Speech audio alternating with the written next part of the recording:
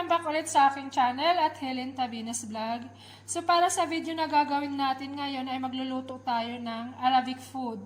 So ito ang tinatawag nila na eggplant and zucchini stuffed with rice and ground lamb. So simulan na natin, guys. So ito pala yung ating mga ingredients. Mayroon tayong eggplant, ang ating zucchini,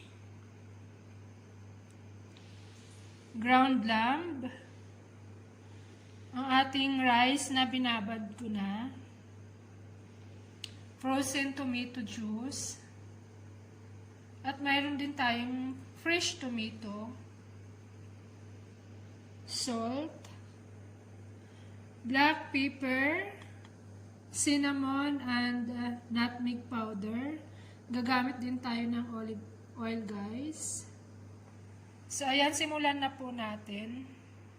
By the way, guys, tinanggal ko na pala yung laman nito. Hindi ko na na-videohan kasi kagabi ko pa ito ginawa. Ginawa ko siya ng advance para hindi na matrabaho ngayon. So, wala na yan siyang laman sa loob.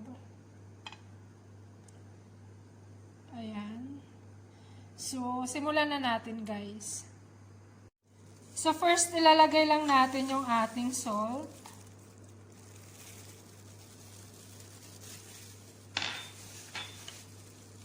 Black pepper, nutmeg, and cinnamon powder.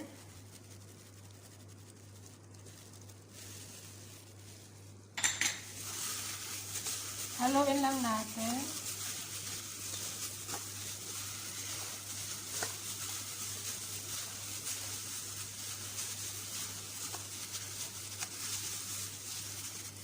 And then, i-add natin yung ating rice.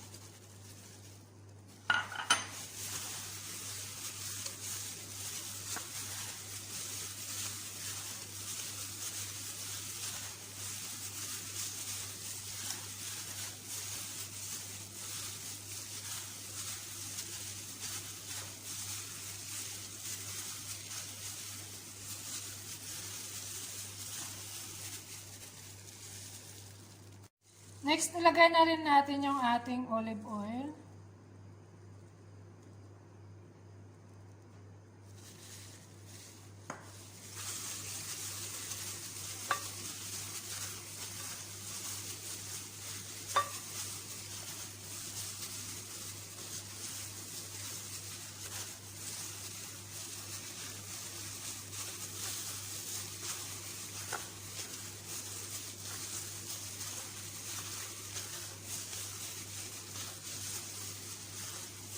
And then, ilalagay na natin sa ating eggplant at zucchini. I-stuff na natin, guys.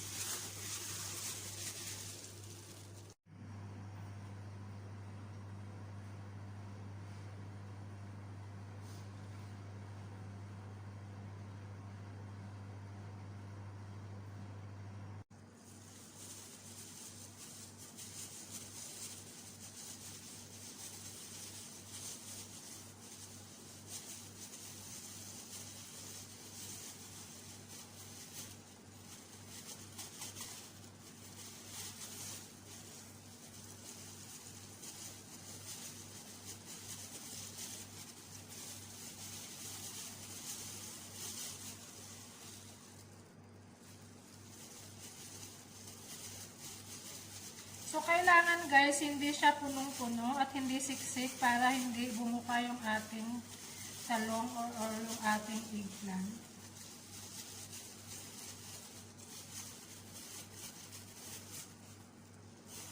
Mantika.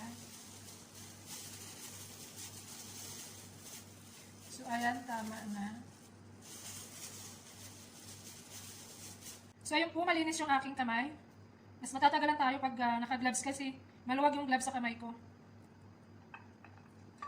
Natatanggal siya. So, naghugas naman po ako ng aking kamay.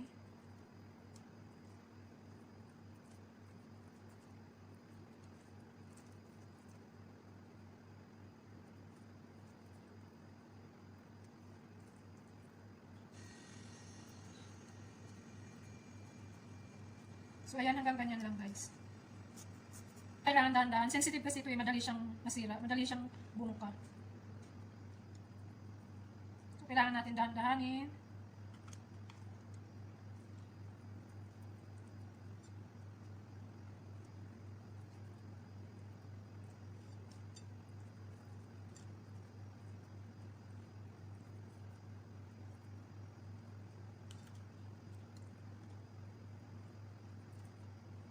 Kailangan nasa 1/4 lang guys. Kailangan 1/4 lang, hindi natin lalagyan.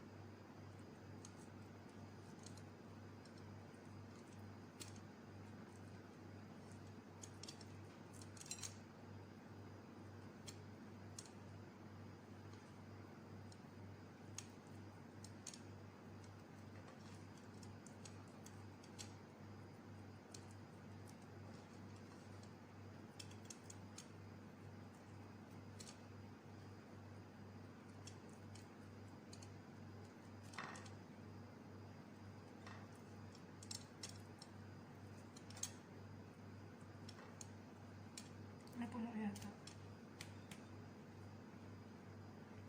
So yan guys, may natira pa tayong kunting rice.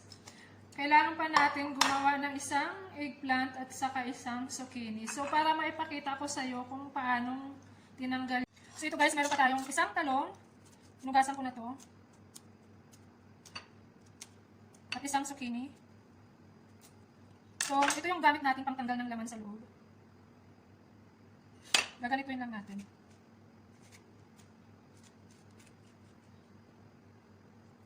Kailangan dahan-dahan lang para hindi natin masira o mabutasan yung ating zucchini.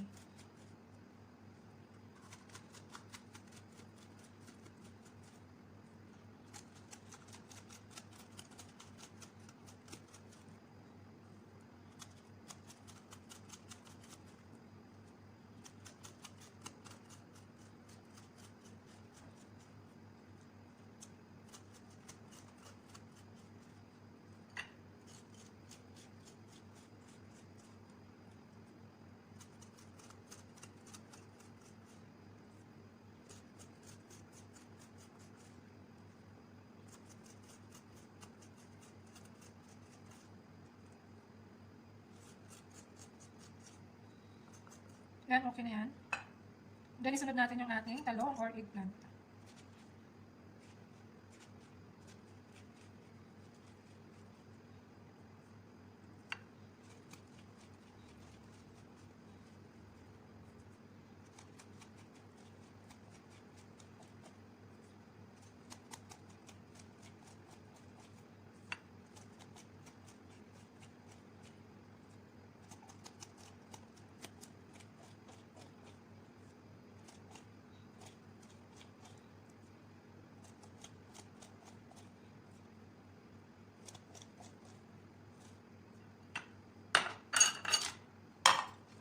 So, ilagay na natin ulit.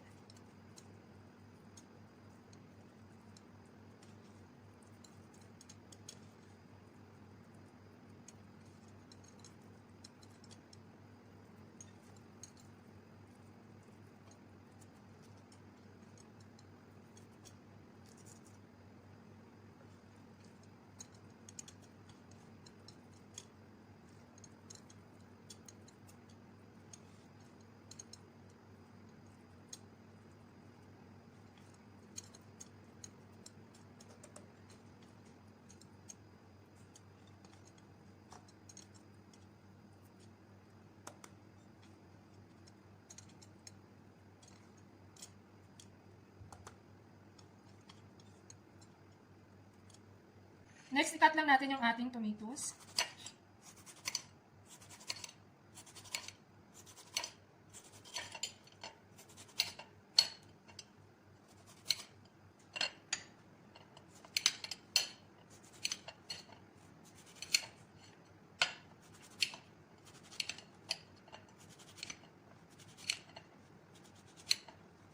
Then, i-spread natin dito sa ating pan.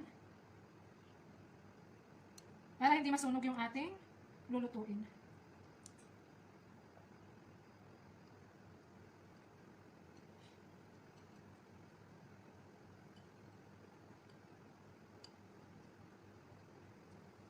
And then, i-arrange na natin yung ating eggplant and zucchini.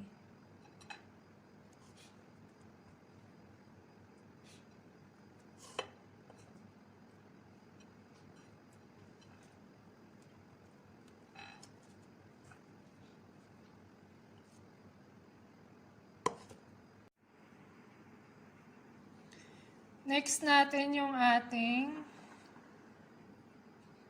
tomato juice.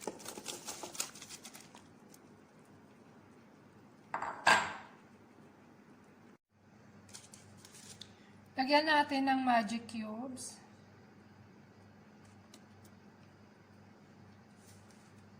At asin.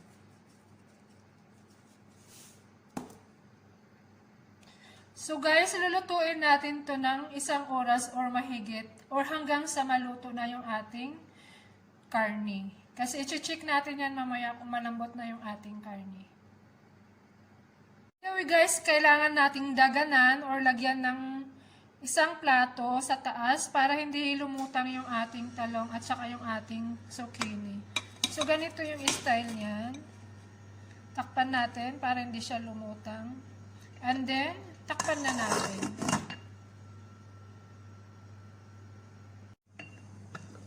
So ayan guys, kumukulo na.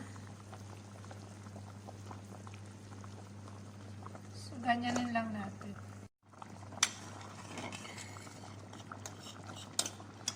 So kailangan na natin tanggalin yung ating pinangdagan na plato.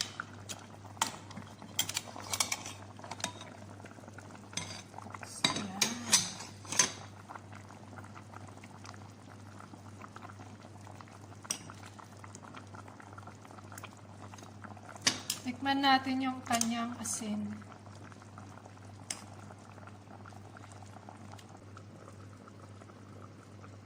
Mag-cut din tayo ng bell peppers para ilagay natin doon sa ating zucchini at eggplant na niluluto. Para maging mabango lang siya.